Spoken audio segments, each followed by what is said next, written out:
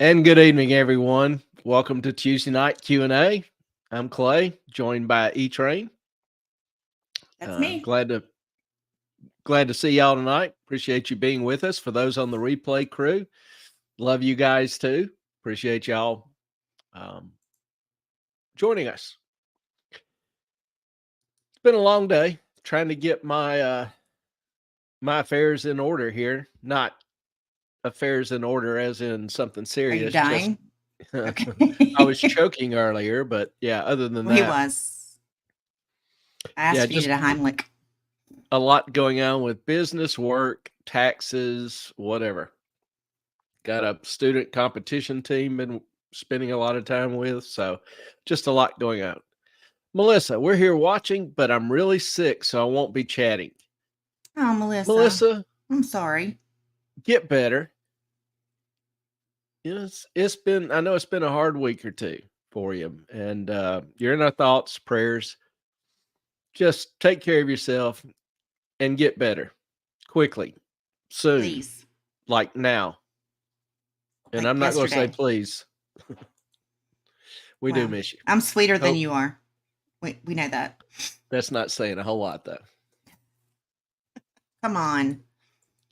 It's kind of a relative measure.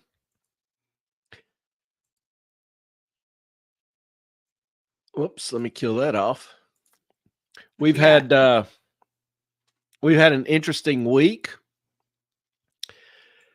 Don't know how many of you know this, but I'm kind of I will say amateur chef and have been trying to nurse. Hey Brentwood, how you doing? Good to see you. Been trying to develop my own technique, special sauce, special recipe, trade secrets for baking sourdough bread. Now, And wait. Wait. I think I've done most of the work thus far. this, That is what we call Seymour. Because Clay says, "Will you feed it today?" And I'm like, any fans "Feed of me, Rocky? Seymour." So we have named this sourdough. What do you call it? This A is this starter? is the sourdough starter. So just took it out of the refrigerator this morning. Ellen fed it. It's starting No, to rise a little bit, as you can see. yesterday morning, Yes, but and it I was a fed little it too twice. cool. I fed it It was a little twice. too cool. And feeding it consists of throwing in some water and some flour. No, but it has to be distilled or filtered water, and it has to be warmed up. And Yes. then you've got to put it all in there and then mix it up really good and make sure that it is nice and mixed and warm. You got to keep the baby warm. It And will as live you can forever. and as you can tell, I have trained Ellen well in the mysteries of sourdough. Moffat, what am I going to do with you? So hopefully that if it bounces up a little bit more, I'll go ahead and get the dough started tonight, let it rest, sit overnight, and then it'll be ready to make another sourdough loaf in the morning. Will be my second sourdough loaf. Yes, and the first one was really, really good, I must say. And It- I'm hoping this one will be even better. I'm going to tweak the recipe a little bit more. Are So, you? yeah, we're going to do things a little bit different. Yeah. See how it goes. Clay and I've got an avocado tree starting. We have got also 8 little lemon baby trees starting. We've got all kinds of things going on because we need to learn to make our own freaking food. You know?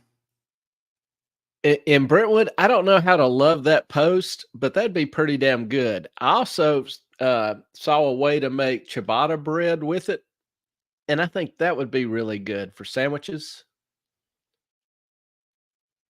So, yeah, I've got to get it where I've got to get the recipe and everything down pat. It needs a little bit more structure. This last one was just a little too dense. So, Just on the still bottom playing with it. though. just the bottom, but it was really good bread. And yet Yeah. yummy grilled cheese. My children Yes. love white cheddar grilled cheese. That is like their favorite thing in the world. White cheddar or white American? White cheddar. It's good either way. Mm-hmm. So yeah, we are just trying to clean out some of the quote unquote processed foods.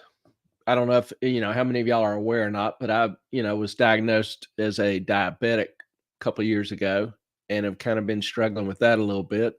Have started, lost some weight, have lumps on thyroids, a few issues like that. So it's making me much more cognizant of my health overall, which I've always been obnoxiously healthy. Never go to doctors. Been making up for it like crazy the past few years, but nonetheless.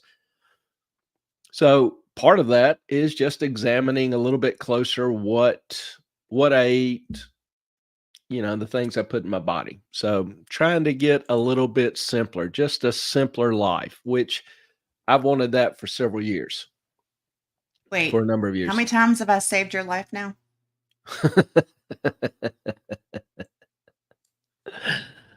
uh, Too many to count. Thank you. Yeah, I was getting a little dizzy, woozy, wobbly, kind of passing out. And Ellen went next door, who one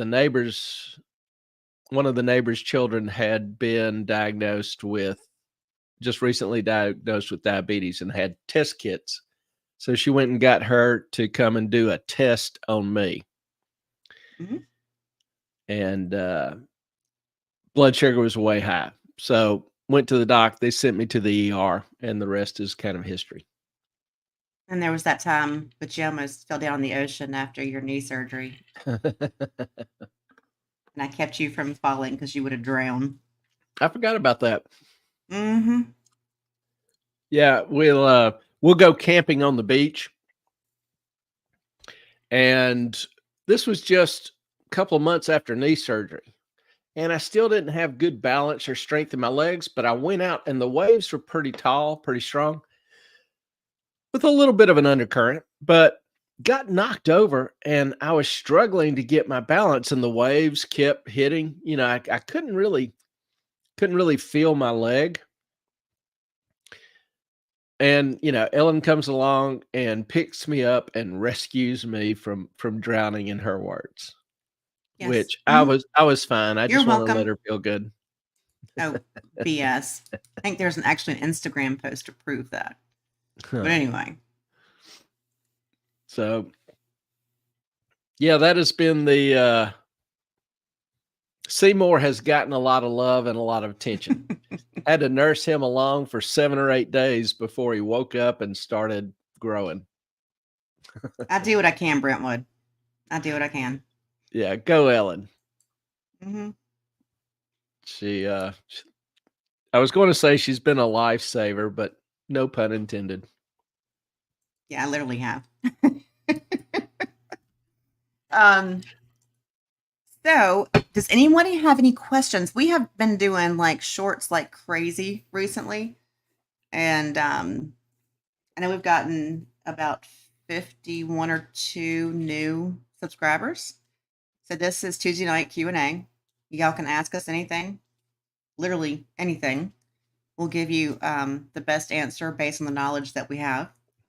And also we want to spur discussion. Mm-hmm. That's ultimately how people learn. Even if you have a opinion or thought contrary to others, express it respectfully, courteously. Try to understand other people's thoughts or opinions. That's kind of what we want to encourage and do. Yep. And we enjoy it. So we've got some close friends, followers who don't agree with us on everything, and that's great. The idea of the channel isn't to get everybody in a group think kind of scenario, but just to encourage people to think and talk and discuss and hopefully learn some things that maybe didn't know before. see some data, some information, understand a little bit more about markets, about current trends, how better to manage your finances, how better to manage your life, make better decisions. And there you go. That's the goal. That's the gist. So I'm not sure we're perfect at it, good at it, but that is the goal. Yeah, and you might hate our answers, but you know what? Do your own research, and we'd love to have some adversarial comments because it Counterpoints. always makes you think, and that's what I think Clay and I both agree on, that is good for everyone. Make you think about things. And, I'm in academia and we do that for a living. I literally just got back from a conference and you go and present papers and everybody tries to take shots at it. That is the quote unquote peer review process.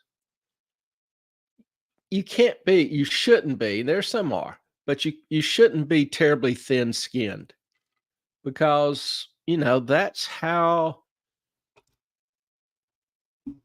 knowledge is gained, how wisdom is developed. And if you can't reasonably defend your position, you either need to do more research, more study, definitely do more consideration, and maybe alter your position to fit the facts. That's what reasonable people do. And Mhm. so that's what we're all about, what we encourage. Now, it's been a little bit of an interesting week in the market. And if you have a question, pop it up. We'll answer it. But if you don't, Yeah. we'll just talk about whatever. Also, if you would, help the channel grow, do the YouTubey things, hit the like, the subscribe, share buttons. If you've got some questions, comments, or input, or something you'd like to see a show focus on, topic you'd like to see the show focus on, then, email us, moffatonmoney@gmail.com, or DM me on Twitter, moffatonmoney. We have gotten some very good suggestions, questions, and all from that. We appreciate it. Good, bad, or indifferent. I Now, thought we had a little thing for that. No? Maybe I'll add one. Go ahead. Continue you on. mean that?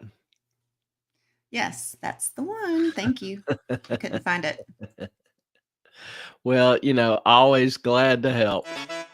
Show me the money! Again, Melissa, thanks for the swoop. We appreciate it.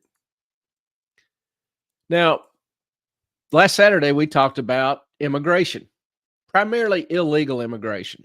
And, the topic continues, gathering discussion.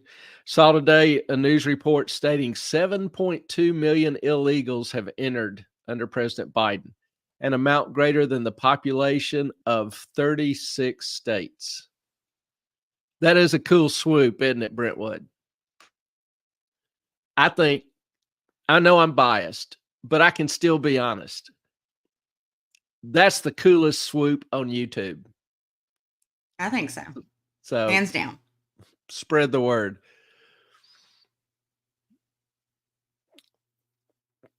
And as we were talking, illegal immigrants, now not legal migrants or legal immigrants. Most everybody loves legal immigrants. They come over here with their own money, skills, being able to fill demands that there's jobs that there's high demand for. Yep. We're talking solely about the ones who cross the border illegally and who are currently being a pretty significant burden on cities and states. New York, the mayor of New York has cried repeatedly, Chicago. A lot of these cities, poverty in California is soaring largely because of the increase in unemployed migrants. So, Melissa, take a bow. I know you can't chat or whatever, don't feel real good, but we're going to give you props anyway. You did a great job. Absolutely. Thank you, Brentwood. So any of y'all have any sorry, particular questions or input on immigration? I'm also monitoring Rumble and X, so I apologize if I look away or. Am I the only one that still calls X Twitter? No, You lots know. do. Yeah, I know Elon has a reason for changing it to X. He just likes the name X, but Twitter, it's Twitter. Facebook is Facebook. It's not Meta. Maybe I'm just, an old boomer that is hard to change, whatever. Facebook's kind of dead, is it not? I mean, does anybody it's dying, use if not already dead. Yeah. Yeah, I haven't used Facebook and I can't even tell you how long. I'm just over it. I'm over all of it. Yeah, the main attraction is to me is I've got a lot of old high school friends, few college friends, few former work friends that's the only way I can really, really stay in touch with them. So I check it once a day, once every other day, whatever. But the high use of it is definitely dying off. Brentwood, almost all of our families were immigrants. My issue is with the open border. Bingo. Absolutely. And I don't blame people for wanting to come to the country. Like I say, for those who, come with skills, work ethic, who want to embrace the principles of this country, I welcome. With or who want to come for true asylum. Yeah, who want to be Americans. But if somebody's coming, wanting there was a group that overtook a post office, tore down the American flag, raised the Mexican flag. So they were reclaiming it for Mexico. I'm not a fan of that. When you come and you receive, a $5,000 Visa card or put up at a 3 or 4 star hotel while Americans are, homeless on the street, when the VA is treating illegal immigrants when they've got a waiting list of 400,000 vets to treat. I got a problem with that. Got a problem with that. When the government is paying non-governmental organizations like Catholic Charities, like Red Cross, like, Immigrants Now or whatever it's called, hundreds of millions of dollars to work in South America, Central America, Mexico, to help funnel and encourage illegal immigration. When it's overwhelming schools, when it's overwhelming healthcare systems, when it's overwhelming, city services, I'm not a fan. And I admit it. So yeah, in Brentwood, when I have a few friends who are veterans, Navy SEALs, etc., and whenever anyone that I meet is in the military, I just thank you for protecting the freedoms of myself and my children. I mean, I can't, that is, in my opinion, the greatest gift to my children is that they can still be free humans in America, but it looks like that is taking quite the turn. And, we all seen, we even showed some videos and I've seen videos of significant numbers of military age, healthy Chinese men, Middle Easterners. We all saw the video of the convicted terrorist that had been deported that was crossing over the border again. The reporter asked his name. He said, "You don't know me now, but you will know me." I think everybody has seen that video. That's a little bit concerning. He's the head of some religious organization that is one of the biggest supporters of one of the biggest terrorist organizations. And I'm like, okay, come on over. Yeah, we kick out terrorists and then allow them to sneak back in. MI-13, a extremely violent gang has used the open border to greatly increase its recruiting and draw recruits from Guatemala, Ecuador, etc. The requirement for entering into MS-13 is killing an innocent person, somebody you don't know, just somebody on the street. Just walk up to them, kill them, boom. That's your entrance requirement into entering MS-13. And their ranks have swelled greatly over the past decade using the open border. Sex trafficking. Border Patrol admits that they, released 13,000, was it 13,000 children last year? Without without family? 85,000. Last year? Or There's was that the number they 85,000 lost? children they can't find. Yes, there's 85,000 children. They have no idea where they are, that they released to some supposed guardian who is not a direct relative of the child. Now, how many of those end up being sex trafficked? Don't know, but there's some. There was a family in Florida who accepted over 100. Yeah. And then when they go visit the house, there's no one there. There's no one there. Kind of sketchy. And the risk, the harm, the potential to kids in something like that is just overwhelming. And it personally makes me angry. No child should go through that. Even they're you talk to some of or you hear some of the Border Patrol officers talk about the kids they interview that have been raped and assaulted repeatedly on the journey up here. And yet nothing happens. The child is still released to some guardian. I don't understand. And I just cannot support or cheer on a system like that.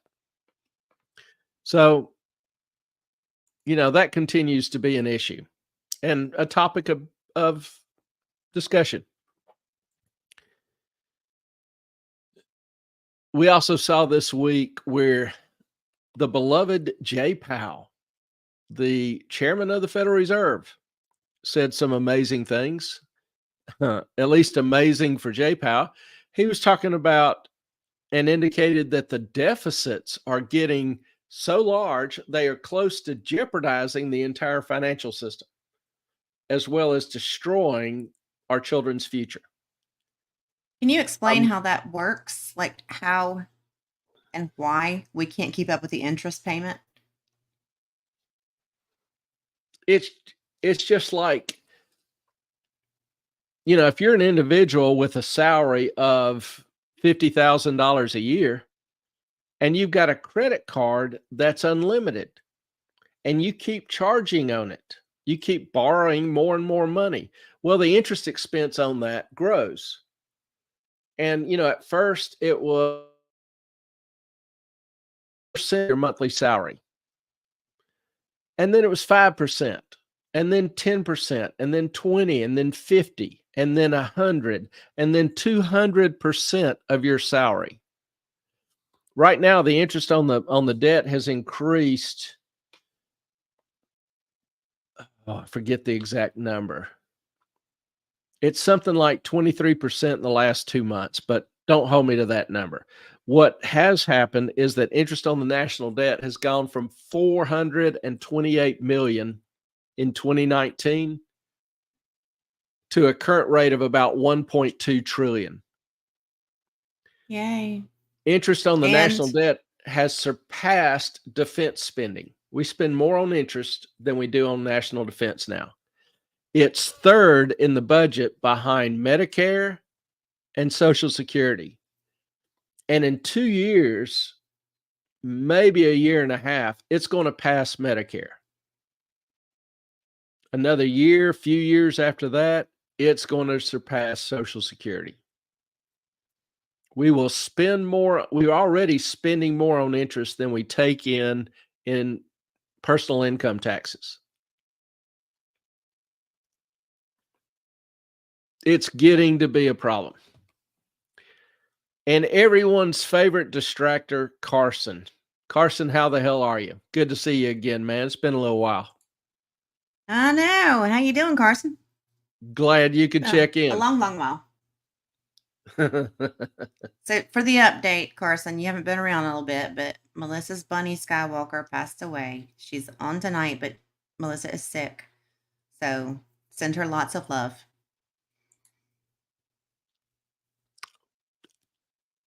What I was going to say, though, is we keep sending billions of dollars to Ukraine. Each refugee is costing us $69,000 a piece for their lifetime. How can anyone say that's a good idea?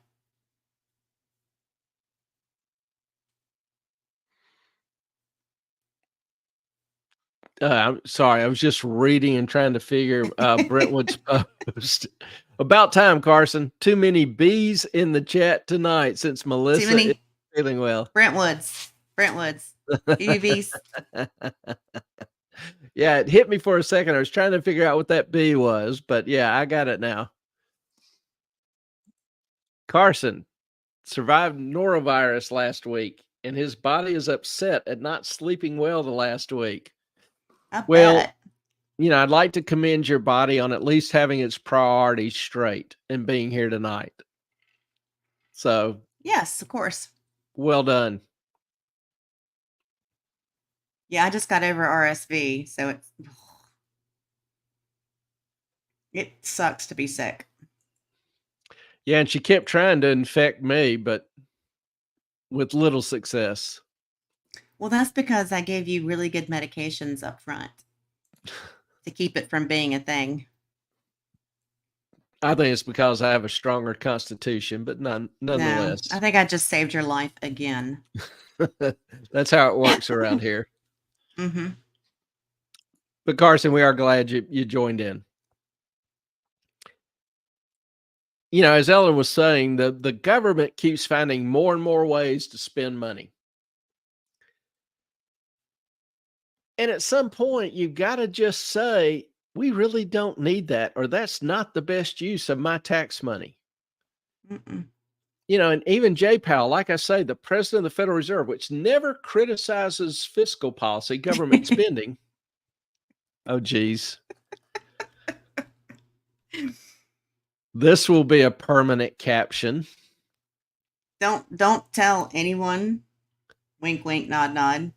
But no, I gave him ivermectin and hydroxy when I first got sick, and he did just fine. Horse tranquilizer, they call it. Or horse dewormer. Excuse me. Good Lord. Well, Jay Powell normally doesn't criticize fiscal policy, the federal government. He knows where his bread is buttered. He knows who pays his salary. He knows who his boss is. And the Federal Reserve, as an extension of the federal government, normally is not in a position to criticize the federal government. Okay. But he did talk about current spending, current debt being significant systematic risk. Amazingly, this was not covered in the MSM, mainstream media. Brentwood. Well, I don't know of any horses that got it, so it must work. It does. It's great. What he did was admit in a tacit admission that he screwed up flooding the economy with so much free money. He actually admitted that? In a roundabout way. And not so many words. Yeah, not so many words. He, if you remember in 2021, he literally flooded the economy with cash, increasing the total money supply to where 1/4 of all currency in existence was, under his rule, under his issue. That, along with the administration cutting production, killing production, You know, you had the lockdowns, you had the killing of the Keystone Pipeline, you had a lot of regs put in limiting oil and coal development, expansion, drilling, mining. That was a pretty big employer. And, you know, all of a sudden, a lot of these jobs, careers are capped, ended, projects canceled, et cetera, et cetera. So simultaneously, you're increasing the money supply while you're decreasing production. And remember that the definition of inflation is more money chasing fewer goods. So when you increase the money supply, you have more money. When you kill production, you have fewer goods.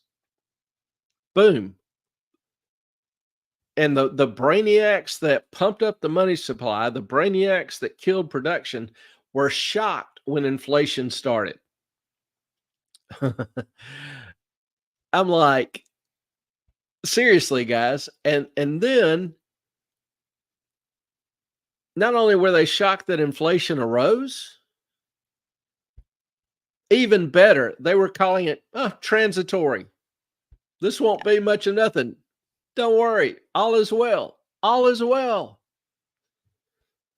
Well, That's it just wasn't.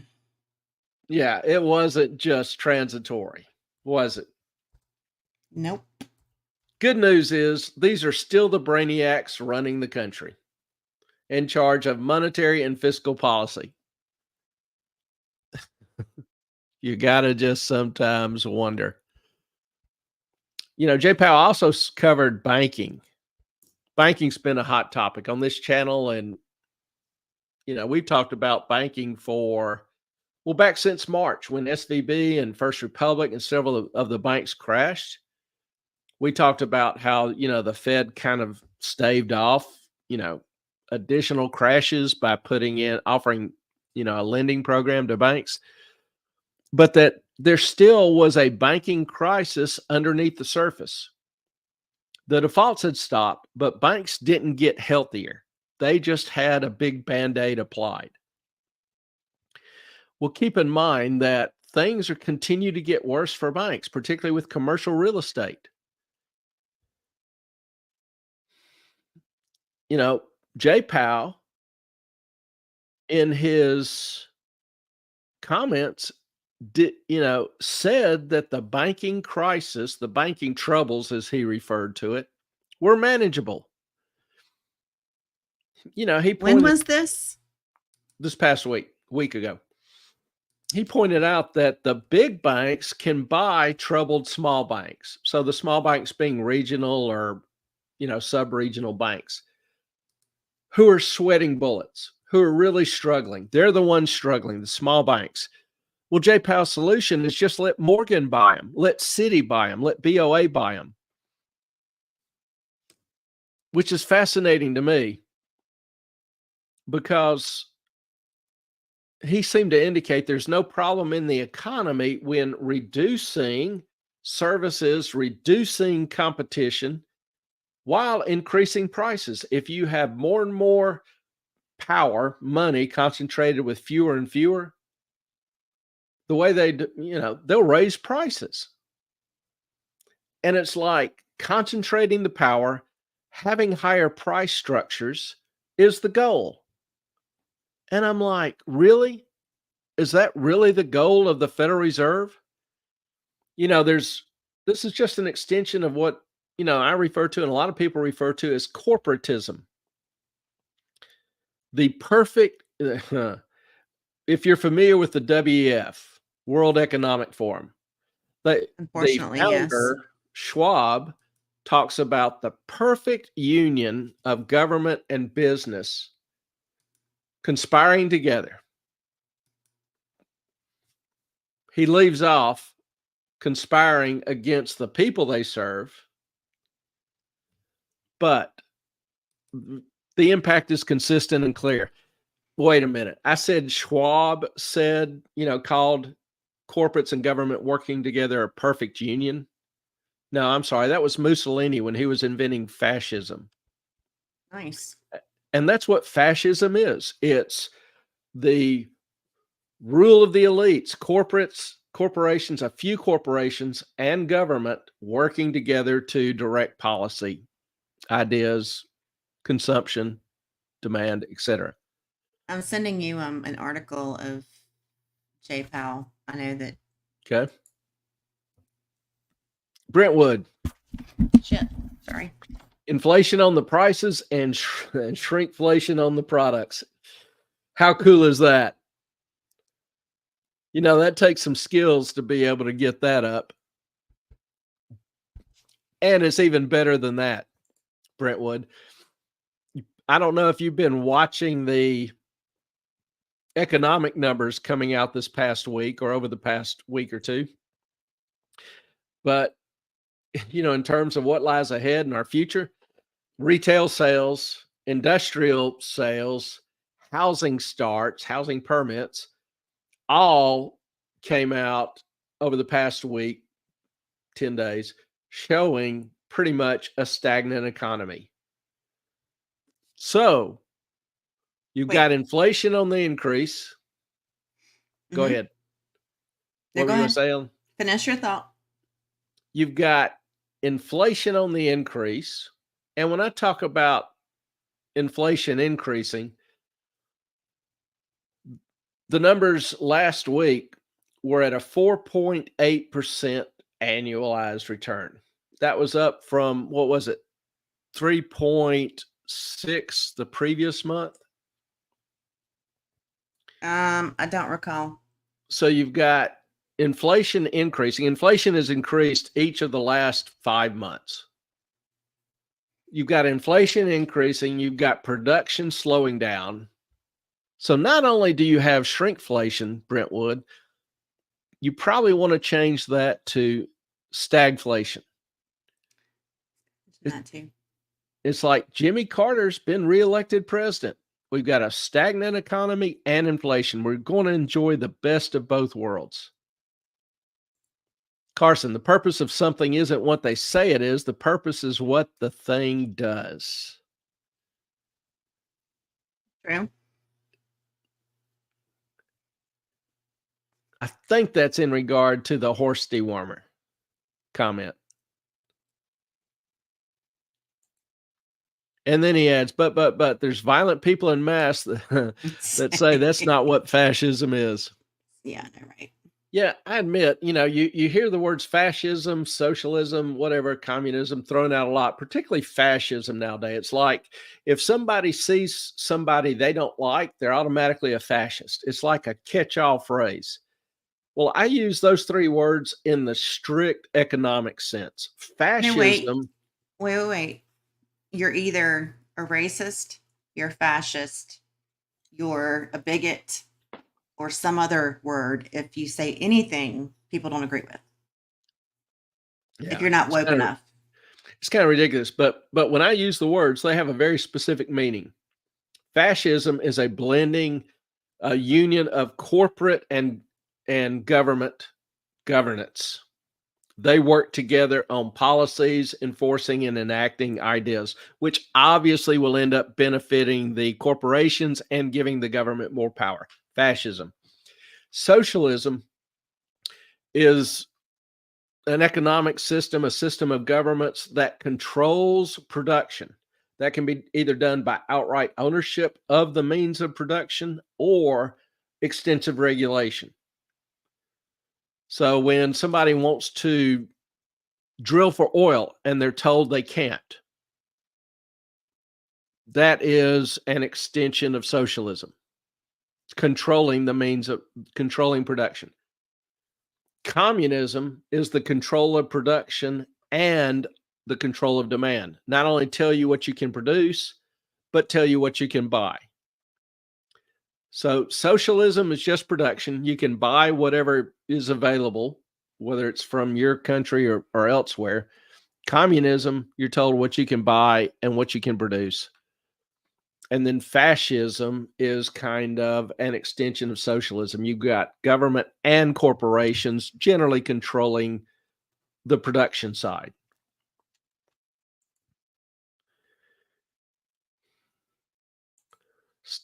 Stagflation, word of the day, idea of the day, concept of the day, but it's one that you will grow increasingly familiar with over the Mhm.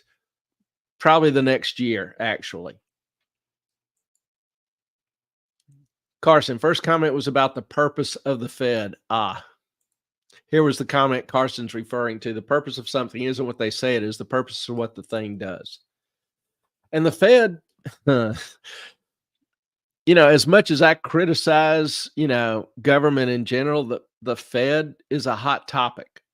The Fed may be the most criticized arm of government. Some people even argue that it's not an arm of government. And it's a weird arm of government. Isn't it kind of like the FBI and the CIA and the DOE and the DOJ and the DHS? Who has oversight on any of those Each of three-letter those word is agencies? each of those is a federal agency. But no Each one of those, oversees them. well, yes, they do. Who? Each is listed on the White House list of agencies. Each has a .gov website, which by law can only be given to or used by government agencies. I'm not saying it's not a government agency. The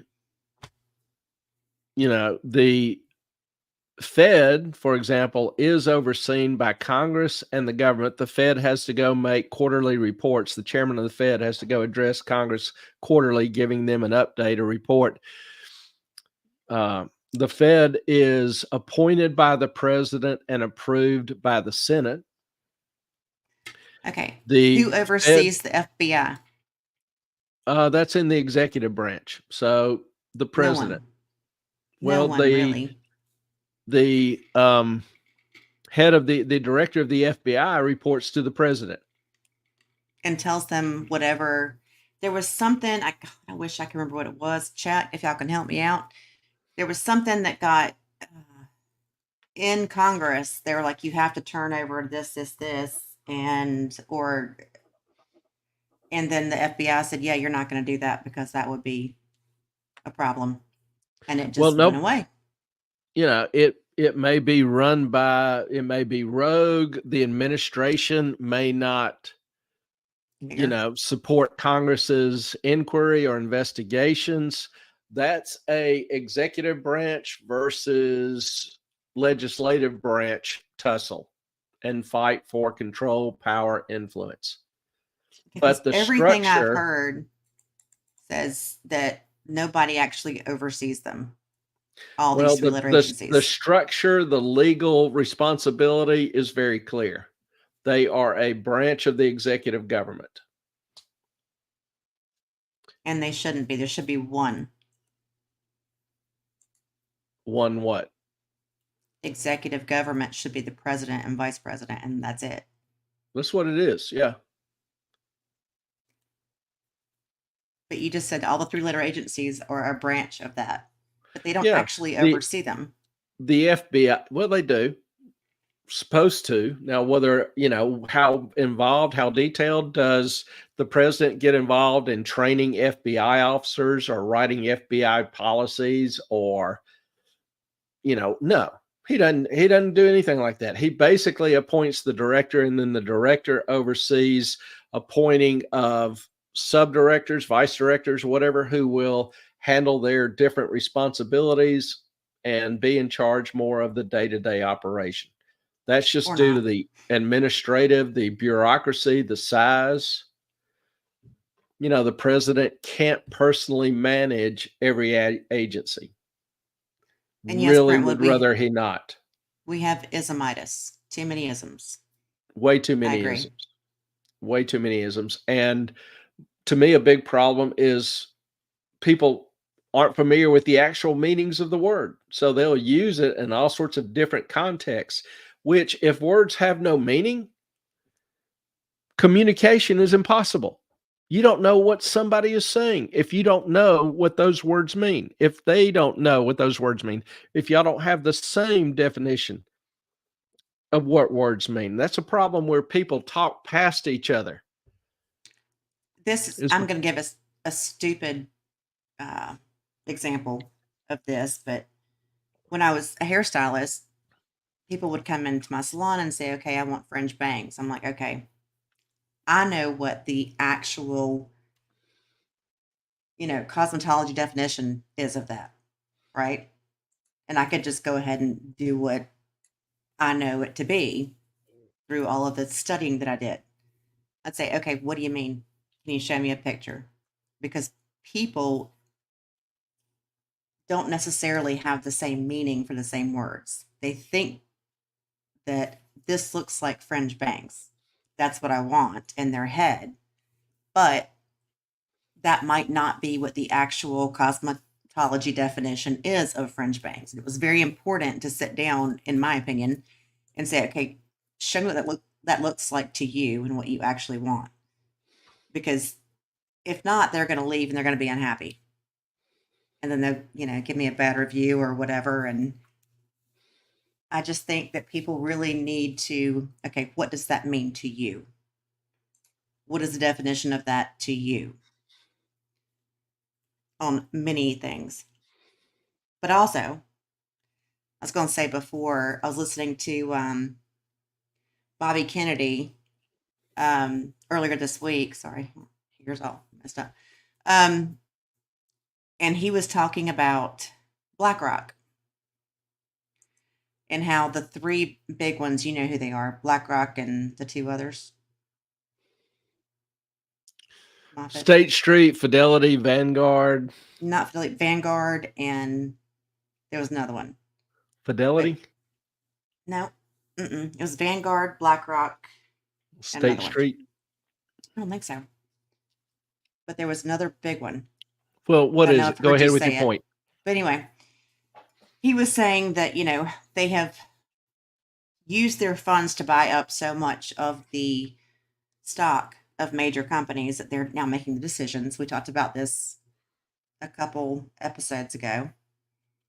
And now, apparently, from what he said, the deal with Ukraine is that they have to sell off all their land. Guess who's buying it? BlackRock. Guess who has the contracts to rebuild it? BlackRock. Which to me is like really freaking weird. Yeah, I haven't seen that. I don't know about that, so I can't comment on that. Well, I'll show it to you and we can discuss maybe on Saturday. Yeah, I'm just not sure that Ukraine is selling real estate because it's a different form of government.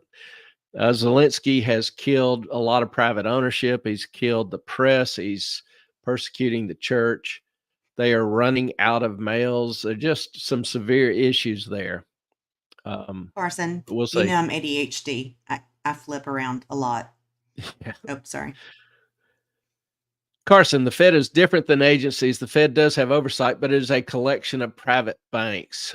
Truth. I struggle with argue this with me all day long. We argue about this all the time. If you're talking about the private banks, I think you're talking about the Fed regional districts. And each one of those districts will quote unquote sell stock to banks in its district, which then gives those member banks the right to access Federal Reserve services like check processing or access Fed funds system. And it allows them to vote on the president of that district. So that, I don't know if I really consider that to be private because, one, they can't buy, the amount of stock they buy is based on their asset size. They can't buy more or less. They can't appropriate any profits that district generates to themselves. They can't change the marketing of that district. They can't expand that district's outreach. Where do the profits of that district go? I'm not to the Treasury in excess of their expenses. To the Fed.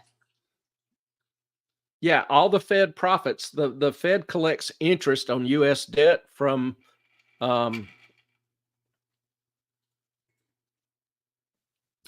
debtors, and then remits. Like they will buy Treasury securities. They'll have securities on reserve or whatever. They buy and own securities. Trying to keep this simple. And then so the Fed receives the interest on that. Well, they pay their salaries out of that, and then everything left over, they send to the U.S. Treasury. They pay their salaries and a 2% dividend. I think it's 2% to the deposits that the banks have at the Federal Reserve. So the member banks can't change any of that. They can't vote to take that Fed's business and move it outside of the region.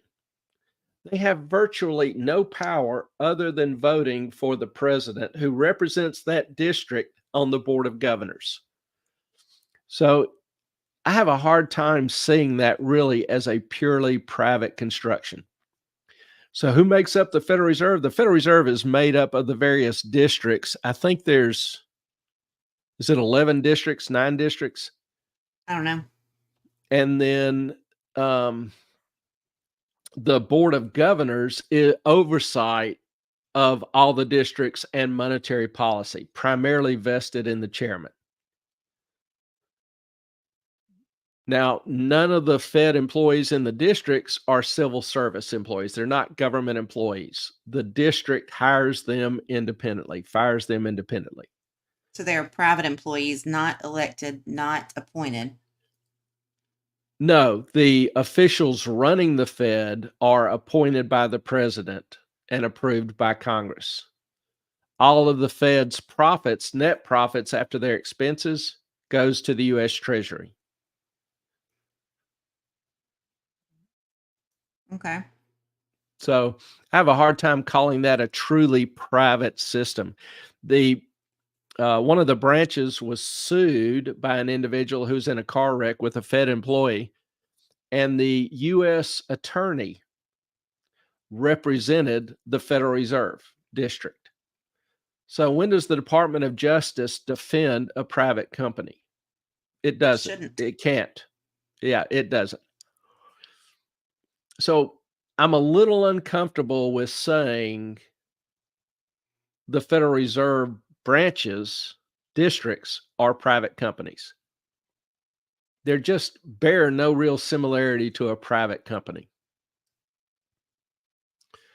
Private banks are members of each district. They have to be a member in order to access the Federal Reserve systems. Like if I write a check and cash it at another bank, or, if I write a check and pay somebody who uses another bank, they will deposit it at their bank. Their bank will send it to the Federal Reserve, who will then debit the account of my bank.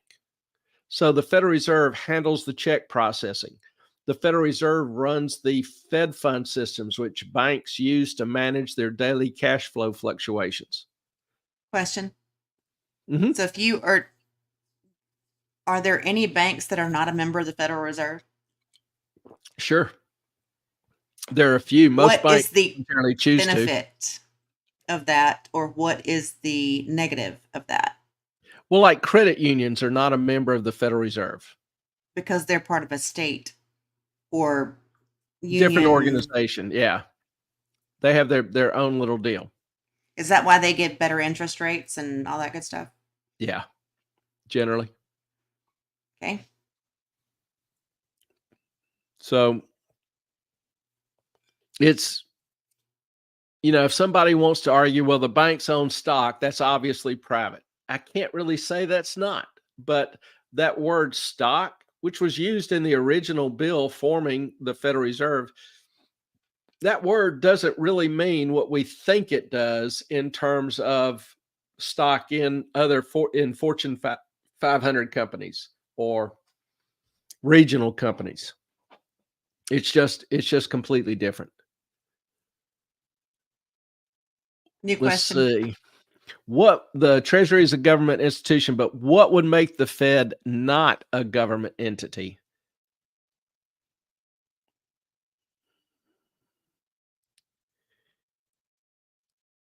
The legal hair splitting but on the definition of a stock. In the lawsuit I mentioned, it was called Lewis versus the US government. Okay, he was suing the Federal Reserve Branch. The actual lawsuit is titled Lewis versus the US government. It was defended by the Department of Justice attorneys. In that ruling, the judge has kind of contradictory statements. I've got the actual ruling, but the Lewis was suing because he was in a car wreck. And there is a bill passed by Congress, the Tort Act, that allows individuals to sue agencies for torts, personal injury. And so he was suing the Federal Reserve because historically you can't sue the government. So Congress passes this tort bill allowing claims for like personal injury. I'm not a lawyer, so I hope no Law Channel is watching this. They'll probably hate my explanation, but Cliff Notes version. In that ruling, the judge, stated that famous sentence, the district banks are private companies because of that stock issue. And then later on in the ruling, he said they are federal agencies and they were not included under the Tort Act because the Tort Act listed specific criteria for an agency to meet in order to be eligible to be sued. And so they're private companies, they're agencies. It's a weird mix. It's a weird construction. I wish when they had passed the bill originally that they had used a different word rather than stock. But it is what it is. So if somebody, really wants to hold because of that issue that they're private companies, I won't terribly disagree with them. But I at least hope they'll admit that stock is like no other stock in any other private company in the country. It is wholly, completely, separately different and unique. Real quick, because I know you and Karsten go back and forth like all night. Brentwood asks, are credit unions backed as securely? Yes, they are. They've got the NCUA that backs them, which is just a specific it's like the insurance FDIC for credit unions. for credit unions, yeah. So you're safe, I promise. Yeah, up to their limits. All right. And so credit unions are generally a little bit more conservatively managed than, say, banks are. Mhm. Oftentimes commercial banks. Carson, so private banks make up the districts make up the board and chairman. The chairman is separate. He is appointed by the president and approved by Congress. The Board of Governors is a rotating board with one permanent member, the New York president, and I believe I'm a little rusty. I believe it's 8 other governors. So out of the 11, 9 of them are on the board. Don't hold me to these numbers. I'm a little rusty. It's been 10 years since I've seen this. And that rotates. So the board basically is to represent the member institutions in their district, to have input and voice from different regions on the business conditions, the economic conditions in that district, to give insight to the chairman and the rest of the board, which sets monetary policy. The New York Fed president is the chief among equals because the New York Fed has the trading desk and executes the daily trades and policy of the board. So he's a permanent member. Private entity contracted to the government sounds right. I don't know that they're contracted because they are established by law. The government doesn't pay them. The government, in the bill, in the act, it prescribes their services. Congress mandates their priorities: full employment, low inflation, which actually are contradictory, but that's what Congress does. So Congress tells them what their chief goals should be, and the Fed handles the execution of it. But there's no contract there, if that makes sense. Other questions? You got real loud there. I'm sorry. Kinda shocked me Me? for a moment. Mm-hmm. You got like real Oh. close. It sounded better, but it was just loud. I'm sorry. Yeah, I'll kind of sometimes, sit up, stretch back, lean back, kick back. Then I realize I'm a little far from the microphone, so I'll try to move a little closer. So I started off with a headset. I don't know if some of y'all remember, but on the show, I started off with a headset, then went to this I hated fixed that. mic. Yeah. I think the I made mic's him get one of these. preferable for me. Yeah. And The then I made mic's him get a preferable for short. me. So back to stagflation. Which is the word of the day. I'm going to find it. The word of the Where day. is it? There we go. We saw this past week, Super Bowl. How many of y'all watched Super Bowl? Did you see Biden's ad on the Super Bowl? He accused companies of taking Americans for suckers. He, talking about shrinkflation. We've talked about shrinkflation. I've given you numerous examples of where the exterior package doesn't change, but the contents change or reduce the amount of contents.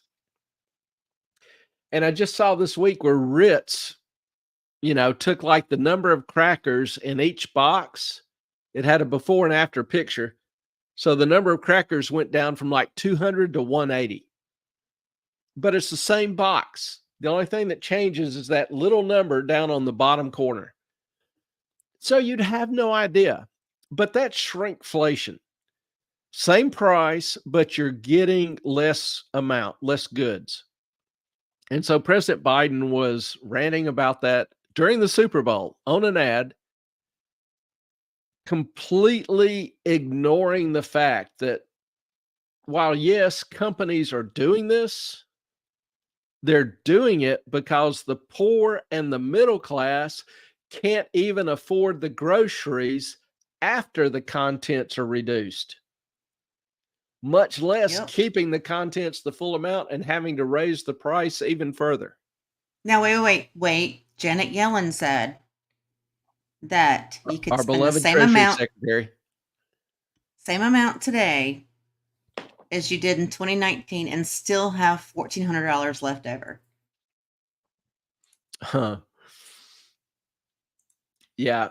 She never exactly presented the math on that. No. So I'm still waiting. She's not going to. It gets a little bit better because I don't know how many of y'all are fans of the Atlantic magazine. Oh, good God. It's our fault. But the Atlantic magazine ran an article by this distinguished journalist, Annie Lowrey. Annie, I hope you're subscribing to the channel. Would love to have you on. Mm-hmm. But what is it? The 9 degrees of separation? The Kevin Bacon 7 degrees of separation. Mm-hmm. So some of y'all out there probably know Annie. Tell her we want her on the show. They're basically in this article. If you read it, they are more than willing to blame the consumer. Inflation is your fault. I mean, read the little sentence here. If people are so mad about high prices, why do they keep buying so many expensive things? Because love the that. price is fucking going up. Sorry. I do that. I love that. I gotta admit. That's the Basically, they're dumbest shit I've ever arguing. heard. Basically, they're arguing that, you know, if you buy food when the price has gone up, you're contributing to it going up even further. So Oh, it's your good fault God. it gets more expensive. Is Okay, that have not you? is that not just beautiful logic? Seriously. Seriously. I It am reminds me. Oh, looking. sorry. I'm looking up this person Okay. While you're doing at the that, I was moment. going to say, when I see this quote or an article like this, it always reminds me of the Joe Namath quote. Now, I don't know if y'all remember Joe Namath. He was a relatively famous quarterback for the New York Jets back in the 60s. He I made a recall. very famous prediction about winning the Super Bowl at a time when the NFC, he was with the upstart AFC, and they were a bunch of young punks and no good and didn't have the, the maturity, size, strength, whatever. And so he predicted that the Jets would win the Super Bowl, and everybody kind of laughed because the NFC, I forget even who they were playing, was such a heavy favorite. But they won. And Namath had, a great game. Well, afterwards, he was interviewed by a reporter, sports writer. And the sports writer asked if he majored in basket weaving at Alabama. Underwater Well, lesbian. Namath replied, "No, man, I majored in journalism. It was easier." So when I see an article like this, I always think of Namath's quote. Biden blames the corporations. Journalists blame the consumer.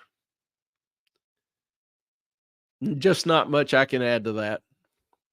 What do you know about Vox.com?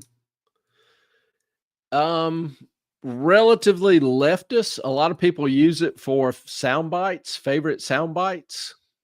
Okay. I wouldn't call it a terribly deep source. Think of it as kind of like Pravda for the left. So you know that you have no idea why I'm asking you this, correct? I assume she's one of the writers on Vox. No, but can you put down your shared thing and I will enlighten you? How's that? No, you got to take down the whole thing because I Oh, can't. you need that off.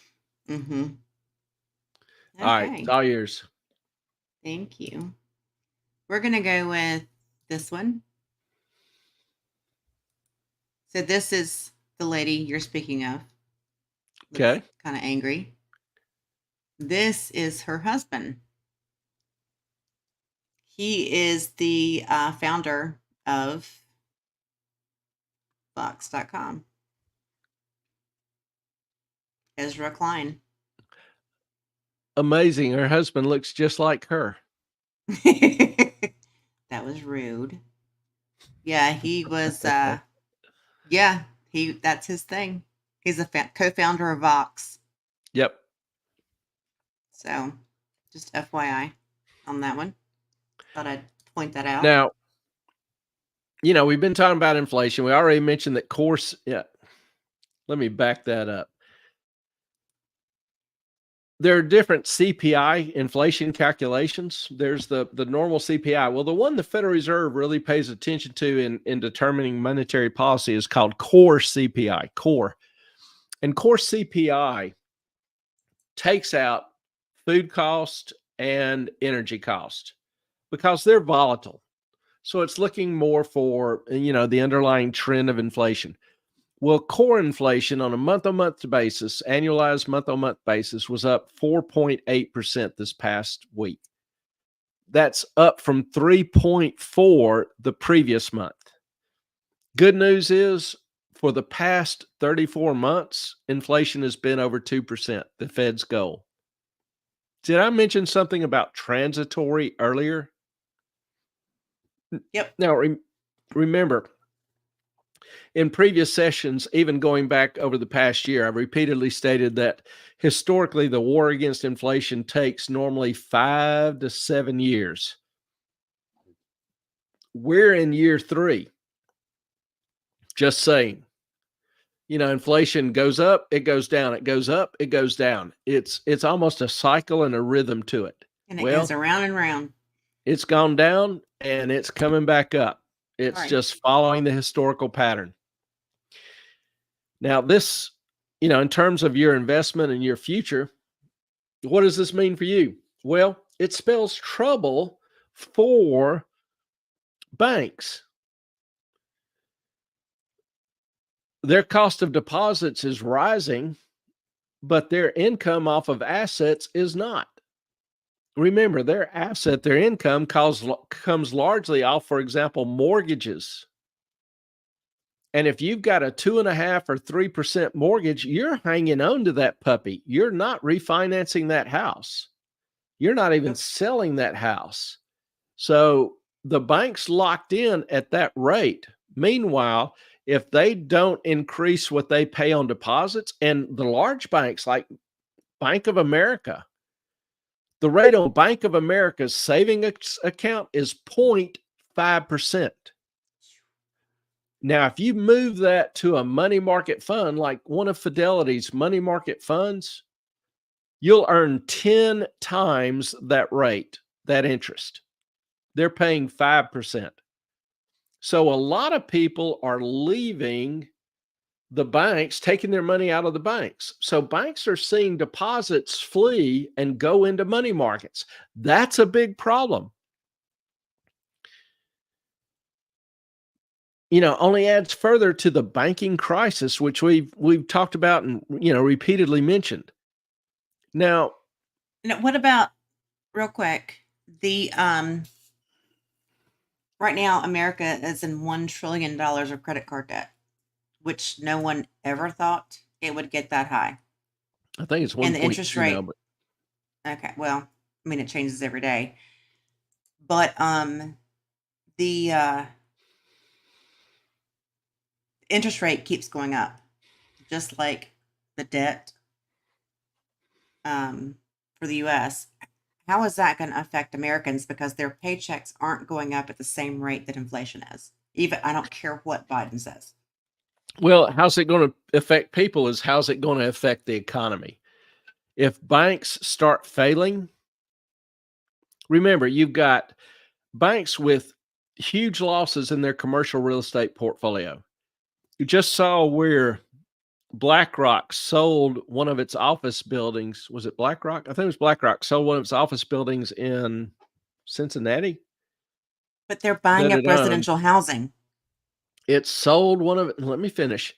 It sold one of its office buildings for $9 a square foot.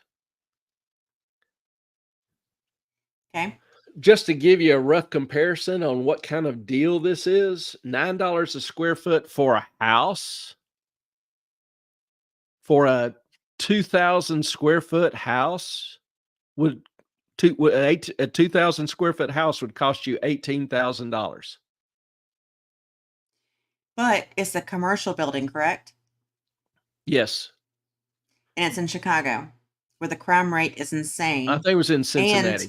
Cincinnati. Yeah. But this has Again? happened with office buildings in San Francisco, in Manhattan. Manhattan is utterly crashing. Well, because there's so many immigrants there, and it's so unsafe. It doesn't really have anything to do with immigrants. It has to do with basically a COVID extension.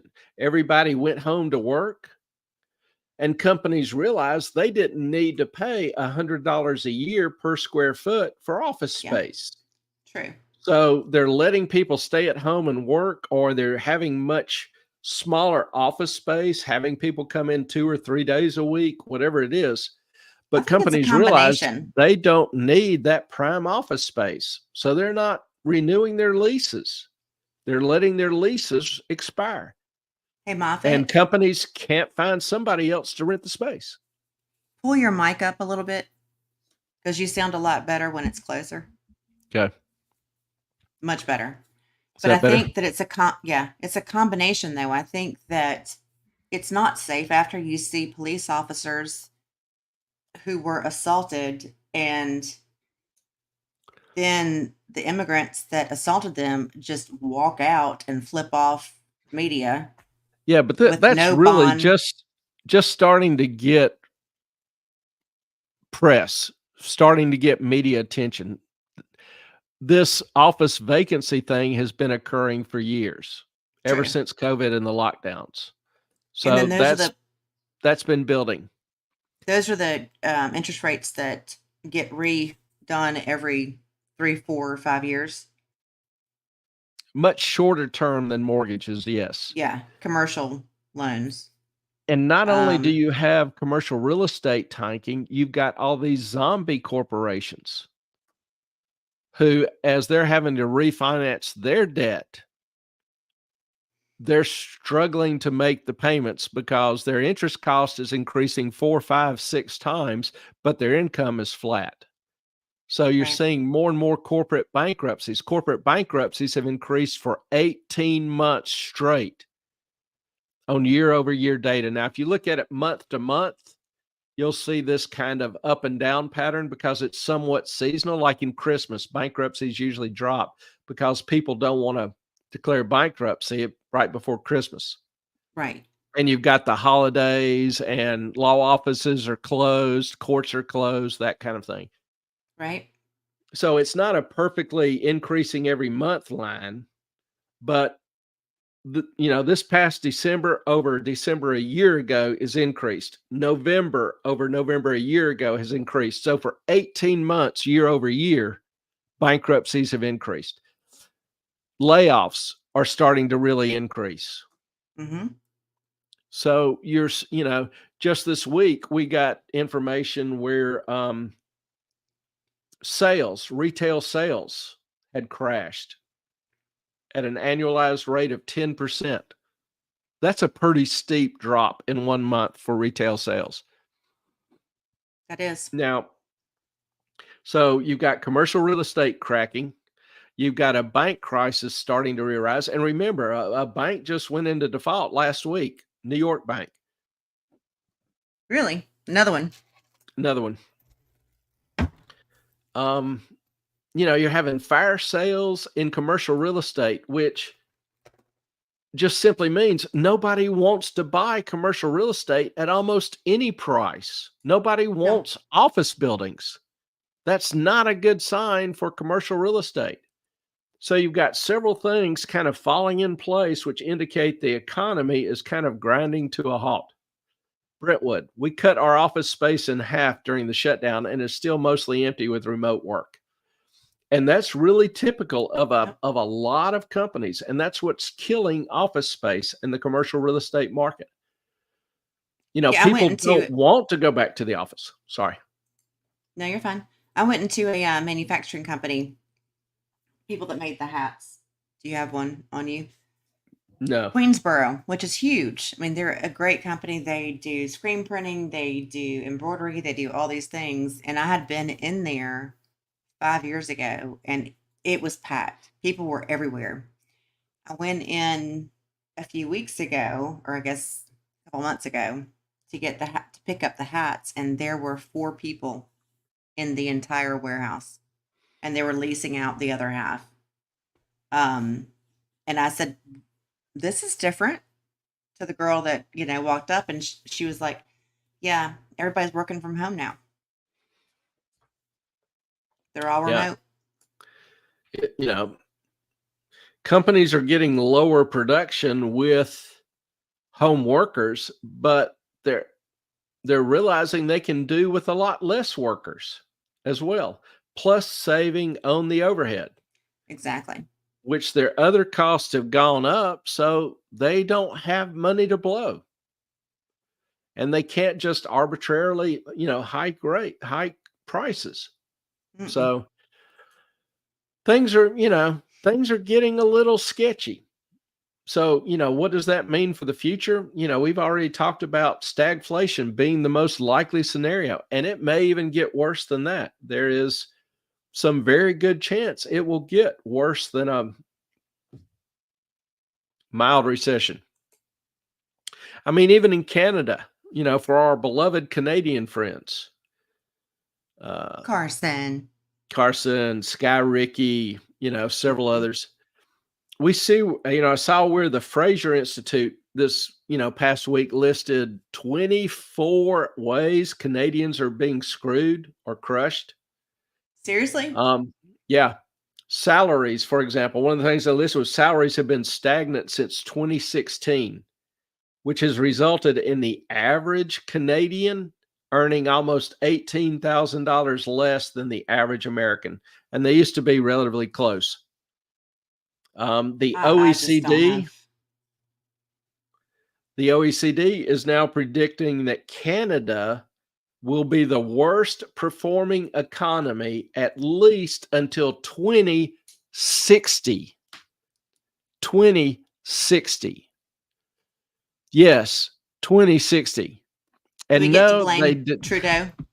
And no, they didn't label that transitory. I mean, in practical reality, Canada's been hurting since Trudeau got elected. Well, Came Castro, into Trudeau, power. same thing. Yeah, came into power in 2014. Have you heard the story about Castro being his father? Yeah, Okay. that's why I was saying it. Same thing. Yeah. Since he's come into office in 2014, business investment has dropped from 79% of each dollar earned to 55%. So that's a 30% drop. Yeah. Over 285 billion in capital has fled Canada for other parts of the world. Good news, though, for Canadians, for our beloved Canadian friends, government workers are increasing at 4 times the rate of the private sector. So before long, everyone will work for the government. No. Right now in Canada, 1 in 5 workers work for the Canadian government and are being paid more than those in the private sector for comparable work, which is basically the same direction we're headed here in the US. And if that trend continues, everyone will work for the government and everything bad economically will disappear. All will be well. Who is John All will Galt? be well. Yeah. So, the supposed soft landing is not looking so soft now. It looks more like, I don't know how to describe it, but I would say, something like a crash boom landing. Yeah. So if I was going to give an economic forecast, that would probably be it. We're so screwed. I'm just saying. Hard times are ahead. Harder times are ahead. How bad it will be, honestly, my crystal ball is no better than anybody else's. Grow But some food, get some chickens, get some land. if you look at things and adjust them for inflation, like people are pay more for items now, 20, 30, 50% more. But you're Mhm. actually buying on average fewer items than you bought in 2020. We've still not caught up to the volume, to the levels of 2020. So in reality, even though people are spending more, we're still down. No. Janet Yellen says no. 2019, it's the same thing. There has been No. no inflation because And all of the wages have risen above inflation rates. Just want you to know. now we know. And Mm-hmm. thank you to everyone's favorite Treasury Secretary and former Fed chair, who was part of the ones flooding the economy with liquidity for a number of years. She's brilliant. Love her. So, things are looking more and more like we just reelected Jimmy Carter. We're just God. waiting for Paul Volcker to drop the hammer on the economy with his interest rate sledgehammer. Yeah, wasn't Jimmy Carter president when I was born? Yes. So I'm Good I'm times. sure you remember him well. I'm just saying, good Um, times. Economy was crap.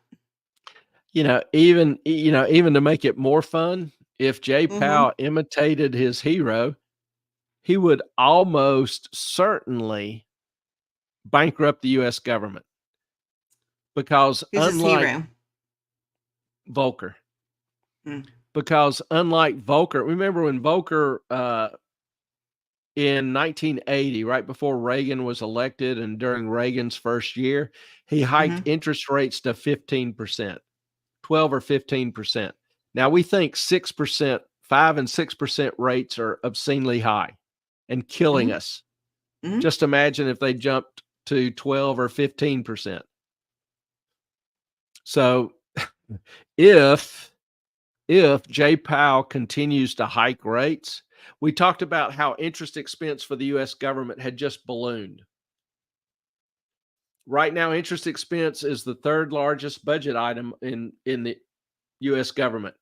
If rates continue to be hiked and are hiked severely, it will obviously cause interest expense to soar even higher and become the largest budgetary item ahead of Social Security, Medicare, defense, which it's already passed. So, yes, we're paying more in interest expense than we're paying for the national defense. Now, I'm not including Ukraine's defense in that, just the US defense.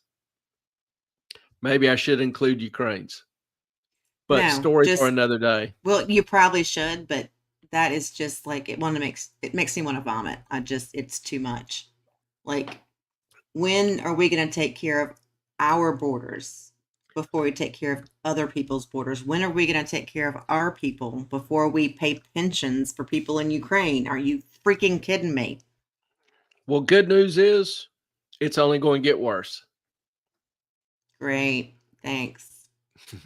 And by that, I mean we're continuing to issue new debt at the higher rates. We're continuing to have to finance the old existing debt as it matures. Nobody's buying our debt, not even It was at Americans. 1 or 2%. Now it's being refinanced at 5%. So we're issuing new debt, Well, refinancing old debt. Interest expense is going to continue to balloon. Clay, And what people were hoping for cuts in rates, say bye-bye to rate cuts. Say hello to higher for longer. nobody wants to buy U.S. debt. That has never been a thing. Well, Ever.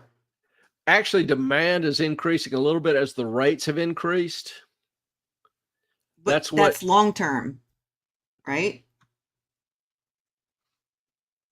I mean, there's as interest rates have gone from 0.2% on 1 month treasuries Mm-hmm. to 5%, 4.5, Mm-hmm. 5% on 1 month treasuries.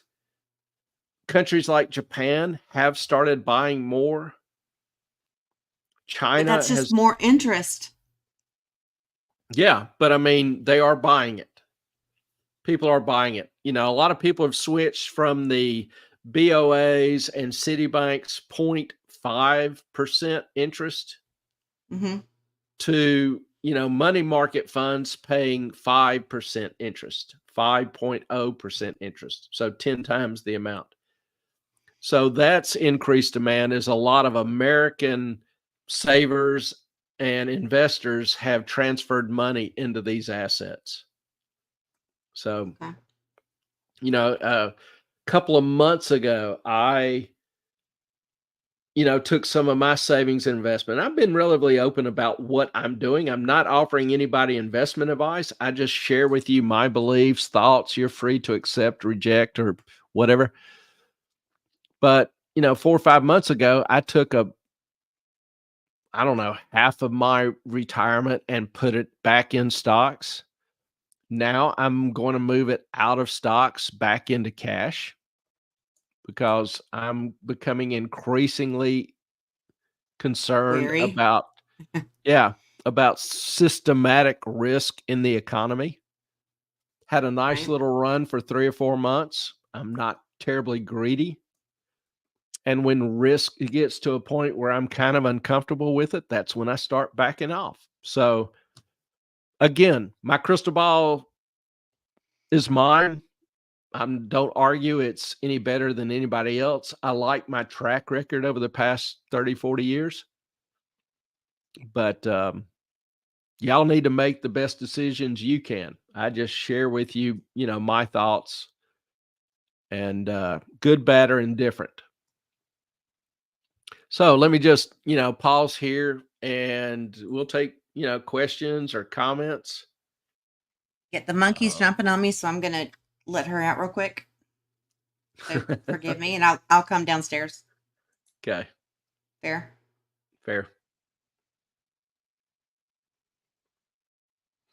Yeah, I'm going to.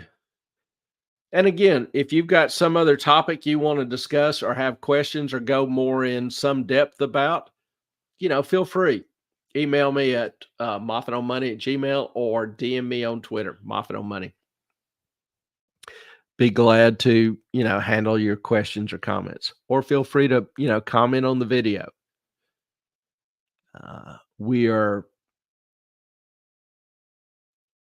basically doing these Tuesday nights to answer questions, comments, thoughts. So this is really your time. I will, fill in some updates of what's going on in the world and the market at large, kind of like I have tonight. But this is really y'all's night. For those of y'all that have joined us, we really appreciate you being here. We know, there's a fair amount of people that have to jump in, jump out. It's winter. We've had some that are sick. We've had a number out for the holidays. So for those of you who, can't be here with us, we do think of you. We do miss you, and hope all is well. Let me go back to, we have a starred comment. And Ellen is not here, but I know she'll really love this. And there is Tallulah, the wonder dog. And Chunk, the other wonder dog. I've got to do. I'm sorry, but you need to get closer to that. Okay. You sound much better. She's going to stab me in the eye with this thing. That's so much better.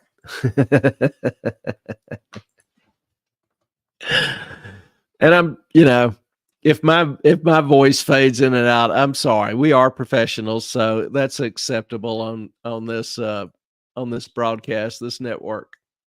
We love you guys. Brentwood, obviously excited that Tallulah joined the show, cheering in on the show. And, for those of you watching, this is a very pet-friendly show. We've even had an eye. It might be time to do it again, where people will send us pictures of their pets. And then we will, show those with, captions, give people a chance to brag on their babies. This is a very pet-friendly channel. Actually had, a couple people complain saying you need to keep the dogs off the channel. That's just not our stroke.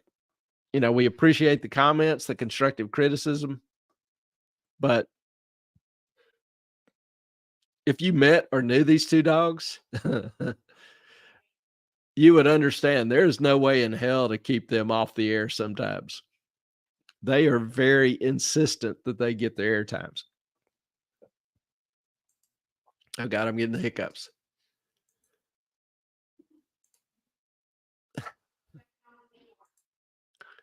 Ellen is checking on Seymour. If you remember from earlier in the show, Seymour is the sourdough starter. And if Seymour gets his act together, has gotten his act together while we've been broadcasting, I will beat up some batter here before long. How is he?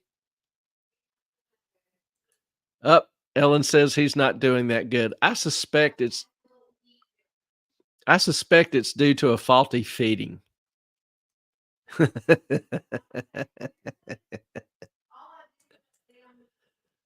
Not going to repeat what Ellen said, but leave it to your imagination. You're probably right.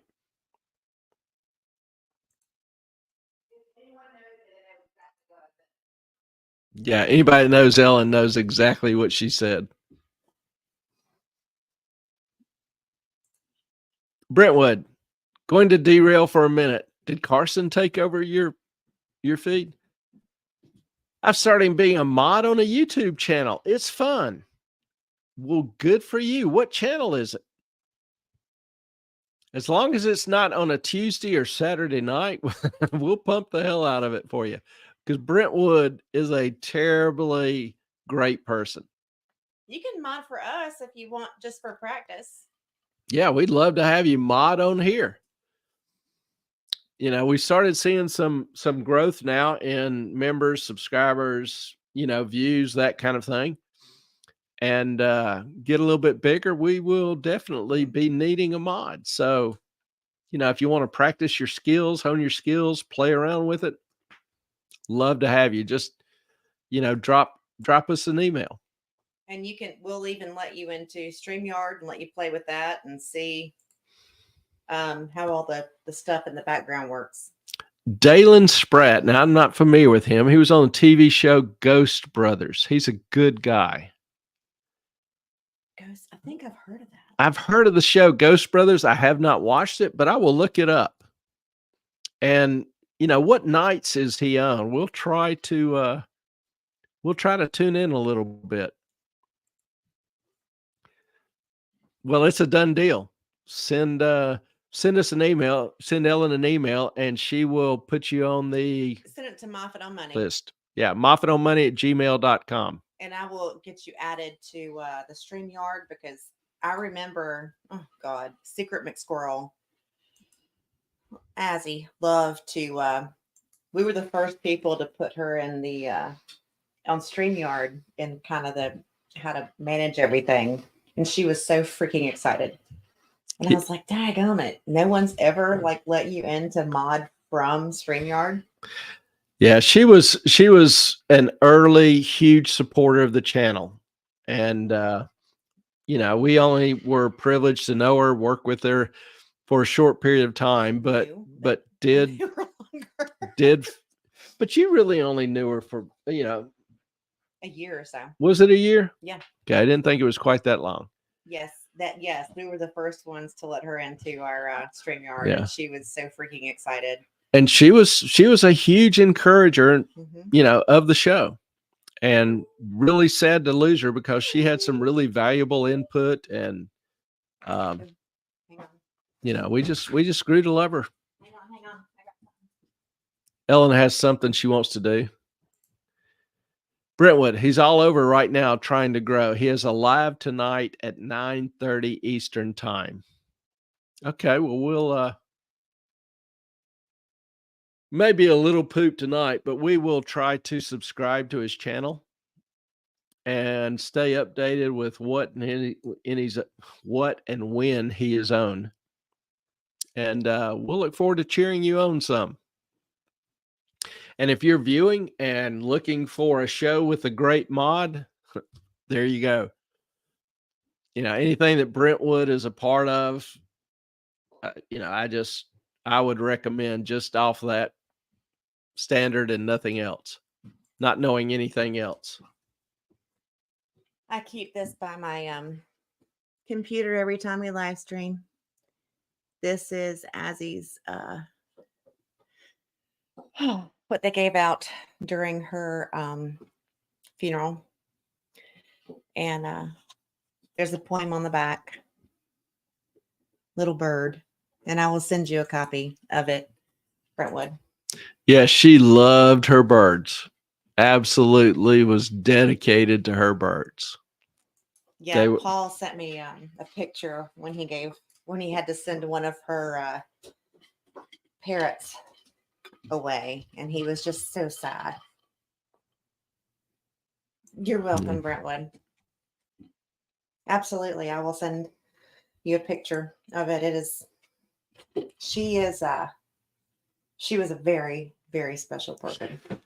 And if you're new to the channel or tuning into this and you're new, Secret Squirrel was her handle, and she was Secret McSquirrel was her handle, and she was very prominent on a number of the quote unquote law tube channels, and was dearly loved. She was just a deeply gracious, very, very sweet soul who never had a cross word to say about anybody. She was very, very artistically inclined, very, very, she loved her birds. I mean, her life, revolved around her birds. She had 16 doves and 2 parrots. 16 doves and 2 parrots. And she was crazy about them. Mm-hmm. And she was a great mod. She just kept everything running smooth. She'd have multiple broadcasts running at the same time and be modding them all. Don't know how she did it, but she just... And she'd be texting me at the same time. We'd be messaging, and she's like, yeah, I've got three other things I'm doing right now, 3 other channels. And she's just talking to me. And I'm like, how do you do it? Yeah. You are freaking incredible. And, the channels she's modding would have 2,000 people, 1,500 people own at a time. And you can imagine the chat stream. And she was managing 2 or 3 of those at a time and still talking. So obviously had a gift at multitasking too. Yes, So I will definitely send you a picture of this. Brentwood, and April 26th is going to be that. I know y'all know the story. I'll tell it again before that day or near that day, because it was yeah, maybe we'll do a little memorial broadcast or take a little time and remember Secret, because she really was deeply loved by a lot of our followers. She was deeply loved by us, and she was one of my best yeah, friends. we miss her. So. All right, I don't see any other questions, and I know Ellen's probably a little pooped. I've had a long day at the office. So if there are no more questions or comments, we'll just kind of break here. And Brentwood, thank you. Yeah, Brentwood's, don't know if you saw this, but she's got a show tonight at 9:30 Eastern. Mm-hmm. So maybe we can join in pop briefly. Wonder if you can get Rob, Ian, etc. to do a stream together in her honor. Maybe. We certainly can email him. Rob sometimes, I think, just because of the volume, isn't terribly good at answering his email. I'm going to shut my mouth about that. And then Ian keeps a pretty busy schedule. But, we'll try to contact him and see if we can do something. Secret's worth it. She was a doll. She is missed. No was about it. She is missed. But thank you all for tonight, for joining us, for your support, encouragement, participation. We love you guys. We love our little family. So if you think of anything, again, don't hesitate to get in touch with us. We will... Now, Saturday, I've actually got a school competition that I'm taking a team to compete in. So we won't be doing Saturday night, but we'll move it to Sunday night. So no Saturday, we'll be doing something Sunday night. So look forward to seeing y'all Sunday night. And until then, hope y'all have a great rest of the week. Blessings to you all. Thank you for your time. Our time is up. Good night.